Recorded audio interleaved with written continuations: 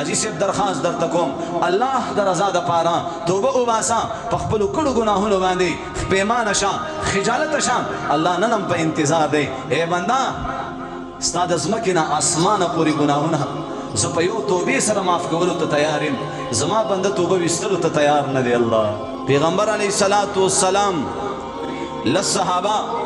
د منافقانو کافرانو د خیر خبر اخستلو دپاره یوې قبیلې ته ولېږل قبیله بنو لحیان قبیله چې د هغې جاج پړتال واخلئ او زما محترمو د دې لسو صحابو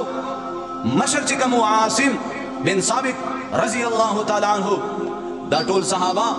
دا په یو غر باندې روان دي او دغه دوران کې کافران د دې صحابو نه ګیر چاپېره شو الله کافران د دې صحابو نه ګیر چاپېره شو هغه جلیل القدر صحابه هغه معزز صحابه هغه د الله د رسول د دین ګلونه ګیر چاپېره کافران ودرېده منځ کې صحابه ګرفتار شو و خپل هتیار کېدی تسلیم شي اسلم تسلم زما محترمو عاصم بن ثابت رضی الله تعالی عنہ نه تسلیمېدو جنگېدو سره د وو صحابو زما محترمو جام شهادت نوش کړو خو تسلیم نشو درې صحابه د پیغمبر علیه الصلاة والسلام د دین ګلونه طارق بن زیاد رضی الله تعالی عنہ حضرت خبیب رضی الله تعالی عنہ زید بن دسینه رضی الله تعالی عنہ دای ژوندي گرفتار کو او زما محترمو لاسونو ته ولا اتکړیانې ور واچولې او روان یې کړه دغه د بنو لحیان قبیلې طرف ته بوتله او چې کوم د بنو لحیان غټ سردار مشر هغې ته ور حواله کړه دغه دوران کې زما محترمو یو دوه غټ غټ کافران عتبه بن عامر رامخکې شو وایي دا موږ ته را حواله کړه وجه څه ده چې دې زموږ پلار ډېر بې دردۍ سره قتل کړی دی او چې دې نه موږ دردناک عذاب ورکو دا مال راکا زما محترمو هغه عتبه بن عامر ته دا صحابه ور حواله کړه حضرت خبیب رضی الله تعالی عنہ هغه عظیمه هستی چې دا ډېر لوی یو ادب کوونکی دا یو لوی شاعر فصاحت او بلاغت نه ډک الله ورله یو ښکلې حسینه چهره ورکړې وه چې چا به د هغې دې حسن ته وکته حیران د ایران به پاتې شو راشه نن هغه خپل ذهانت نن هغه خپل تعلیم نن هغه خپل ښایست د الله د رسول په مینه کې قربانۍ په لاره کې طارق بن زیاد رضی الله تعالی عنہ یې ذبح کو او حضرت خبیب رضی الله تعالی عنہ او زید بن دسینه رضی الله تعالی عنہ دای زما عزتمندو عتبه بن عامر چې دا لوی کافر او ورته دا خبره وکړه چې دې زموږ پلار په بې دردۍ سره مردار کړی دی زید بن دسینه رضی الله تعالی عنہ د مکې مکرمې په یو چوک کې پانسي ورکړه او ډېر په بې دردۍ سره یې پانسي کړلو او دلته دا خو یو لوی سړی دی حضرت خبیب رضی الله تعالی عنہ دا خو یو لوی کس دی مشهور کس دی د دې د ملک دپاره پلان جوړوي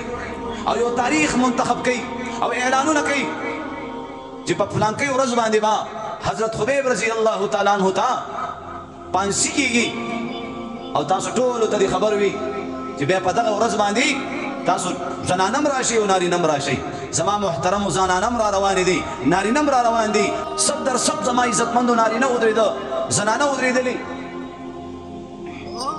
اوس د حضرت خبیب رضی الله تعالی عنہ د شهادت وخت دی د پانسي کولو وخت دی او چې کله زما محترمو هغه زنانو د حضرت خبیب رضی الله تعالی عنہ په چهره باندې نظر ولګېده هغه زنانو چغې کړلې عتبه ته مخامخ وایي چې دا خبیب رضی الله تعالی عنہ پرېږده د دې په دې ځای باندې موږ له پانسي راکړه موږ قتل کا موږ ذبح کا خدا پرېږده عتبه بن عامر وایي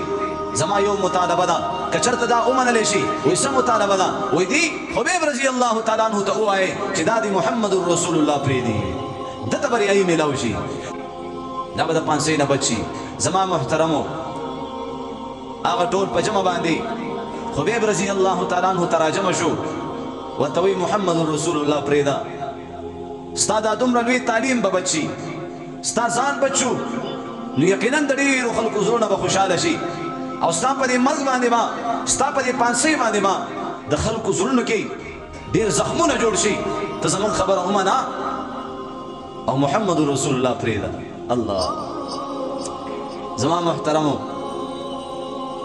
خبیب رضی الله تعالی عنہ ورته فرمایي چې د الله په دین باندې ځان قربانولی شم، هرې قربانۍ ته ځان نیولی شم، پانسۍ ته ځان نیولی شم، بدن مې ریزه ریزه شي، قیمه قیمه کړلی شم، ریزه ریزه کړلی شم، خو په یو قانون باندې زه محمد رسول الله نشم پرېښوستی، زه د الله رسول نشم پرېښوستی. زما محترمو د هغې نه پس د خبیب رضی الله تعالی عنہ مرۍ ته یې رسۍ واچوله، لاسونه یې وله وتړه او د یو ونې د لاندې یې راوستو، ورته وایي اخري یو وصیت که څه په زړه دې وي وایه. خبیب رضی الله تعالی عنہ ورته فرمایي چې ما له دې لږه موقع راکړلی شي، زه یو 2 رکعته مونځ کوم. ورته وایي اجازت دی. خبیب رضی الله تعالی عنہ په مونځ باندې ودرېده او زما محترمو ډېر مختصر مونځ یې وکړو، سلام یې وګرځولو او هغې نه پس عتبه بن عامر ته را مخامخ شو. وایي ما په خپلې زندګۍ کې دومره جلدۍ سره مونځ ما چرته هم نه و کړی او دا جلدۍ سره مونځ مې دې دپاره وکړو چې ستا په ذهن کې دا رانه شي چې د محمد رسول الله یو عاشق د مرګ نه ویرېدو، مونځ یې اوږد کړلو، د مرګ نه ویرېدو او مونځ یې اوږد کړو. دا مونځ مې ځکه را مختصر کړو چې ستا په دې ذهن کې دا خبره رانه شي. او زما محترمو هغې نه پس الله ته یو आवाज وکړو چې یا الله ستا په دین باندې به اوس زه قربانېږم، یا الله ستا په دین باندې به لوله پکېږم، یا الله زما د دې قتل او د شهادت خبر محمد رسول الله ته واوروه. او زما محترمو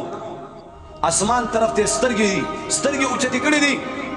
او دغه اشعار وی فلست ابالي حين اقتل مسلما، فلست أبالي حين أقتل مسلما على أي شق كان في الله مصرعي. په اشعارو کې دا یو شعر یې وویله او د دې شعر معنا او مطلب دا دی چې اے اللہ میں تیری اور تیری مصطفیٰ صلی اللہ علیہ وسلم کے نام پہ جان دے رہا ہوں، اگر میں مر جاؤں تو مجھے پرواہ نہیں کہ مجھے الٹا لٹکایا جائے یا سیدھا. یا اللہ ستا په دین باندې زه قربانېږم، ستا په دین باندې لوله پکېږم، ما ته د دې هېڅ پروا نشته، ما ته د دې هېڅ پروا نشته. زما محترمو هسې په دې خوله باندې دا ویل خو آسان دي، خو کوم انسان چې په ذات خود باندې هغه خپل مرګ په خپلو سترګو باندې ویني، په ایمان وایي د هغې په زړه باندې به څه تېرېږي. خو عاشقانو د محمد رسول الله د دین ګلانو